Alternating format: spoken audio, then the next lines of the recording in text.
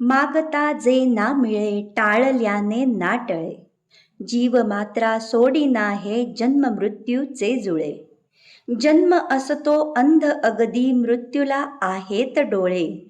डोळसाचा हात धरुनी वाट चाले आंधळे. जन्मल्या जीवास वाटे त्यास दिसते ते खरे. आंधळ्याची स्वप्नमाला सत्य त्याते साजिरे.